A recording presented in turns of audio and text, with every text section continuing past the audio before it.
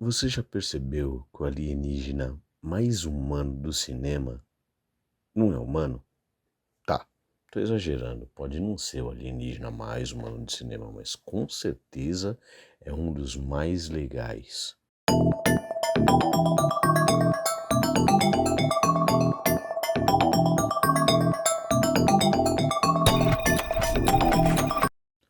Eu assisti Project Hail Mary, ou Devoradores de Estrelas, e saí aí com uma sensação estranha.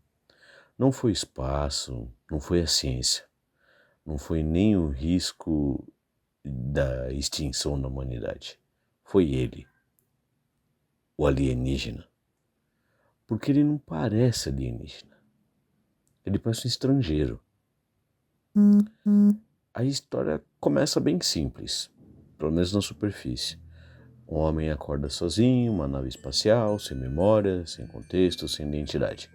Aos poucos ele descobre que ele é o Raylan Grace, que no caso é o Ryan Gosling, um professor, um homem comum.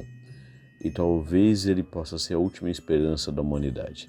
E logo de cara, vocês devem ter visto no trailer, o sol tá morrendo. Alguma coisa está consumindo a energia dele e vai acabar com o universo todo. Então mandam ele. Ele acorda sozinho, sem garantias, sem nada. Para salvar o mundo em algum lugar estranho onde ele não lembra nem quem é ele mesmo. Mas isso é só pano de fundo. Quando a memória do Grace retorna em fragmentos, a gente vai entendendo o tamanho do problema, a forma de vida microscópica desconhecida que está comendo o Sol, não só o nosso, como outros sóis e essas coisas todas. E aí ele vai lá na estrela verificar o que está acontecendo, essa coisa toda, não vou dar spoiler do filme, e ele encontra o tal do alienígena. Mas não do jeito que a gente espera. Ele não é humanoide, sabe? Tipo, ele é uma rochinha, vocês viram no trailer. Ele tem 4 membros lá, né, vamos dizer assim, que é a única coisa que minimamente lembra uma criatura que a gente já viu. E o resto ele não tem nem rosto. A gente não sabe nem para onde olhar. E até então tudo bem. A construção dele é minimamente parecida com a construção humana, não lembra quase nada do ser humano. E até então, beleza. Mas o ponto é que de outro jeito ele lembra muito. E é aqui que o filme muda, porque o conflito deixa de ser o homem versus o universo e vira de duas consciências tentando se entender. E como duas pessoas extremamente solitárias se encontrando de alguma forma estranha, eles vão se ressignificando, e conforme eles vão se ressignificando, eles vão significando todo o universo ao redor deles. Achei isso fantástico. Eles não falam a mesma língua. E é por isso que eu acho que ele parece mais estrangeiro do que um alienígena. Mas não compartilham o mesmo corpo, não tem nem a mesma biologia. Mas compartilham o que é mais importante, a intenção, no caso de salvar o mundo.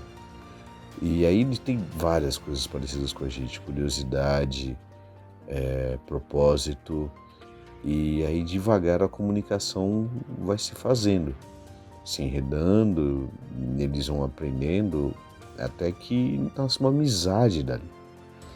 Então quer dizer, começa a existir uma ideia de amor, né? Um amor, eu tenho medo de usar essas palavras com vocês humanos, porque já pensam em questões de homem e mulher, um amor ágape, um amor entre humanos. E aqui entra a parte mais interessante, porque aquele alienígena, que apesar da aparência não parece alienígena, ele tem esses valores, essa lógica, ética, medo, coragem, lealdade, se sacrifica, essas coisas todas. E ele tem uma ética que em muitos momentos ele parece mais humano do que os humanos, a ponto de chegar a ser desconfortável do tamanho caráter daquele alienígena. E sem rosto, sem corpo, mas com um espírito poderoso que começa a preencher toda a narrativa junto, obviamente, com o protagonista. E a gente começa a perceber outra coisa. Nada disso nasce na realidade. Tudo isso começa num sonho. Antes de existir a tecnologia, existia a imaginação. Antes de existir a ciência, existiu a ficção. A Star Trek inspirou um monte de coisa que hoje são reais. Celulares, motores de dobra, que pelo menos existem em teorias, inteligência artificial. E todas essas coisas que os engenheiros fizeram, provavelmente eles começaram a pensar que seria possível sendo crianças viajando com o Capitão Kirk, com o Han Solo e, sei lá, com o Frodo Bolseiro ou com qualquer outra ficção que não precisa ser científica. E dessa vez a gente viaja com o Rock, viaja nas ideias dele, nos anseios dele, principalmente naquele caráter inabalável que ele tem. Então talvez o ponto não seja o alienígena, talvez o ponto seja a gente. Não nós, consumidores da história, mas nós produtores de possibilidade. A gente sonha. E às vezes o mundo faz o sonho aparecer. Talvez seja por isso que o alienígena funciona tão bem e faz a gente ficar tão tocado por essa história. Porque ele não foi feito para ser estranho, por mais estranho que pareça. E aliás, isso chega a ser um desafio, porque por menos humanoide que ele seja, a gente entende ele muito bem. Tem outras pessoas que são assim, o Bumblebee, o R2. Ele foi feito para ser reconhecido. E no momento que você reconhece ele te percebe. O universo, pelo menos o universo de dentro da gente, já que a gente não conhece muito do lado de fora, ao mesmo tempo que ele é assustador, ele pode ser muito mais familiar do que o que a gente está acostumado, o que estamos pensando. Eu sou o viajante. E eu desejo a todos vocês uma excelente vida.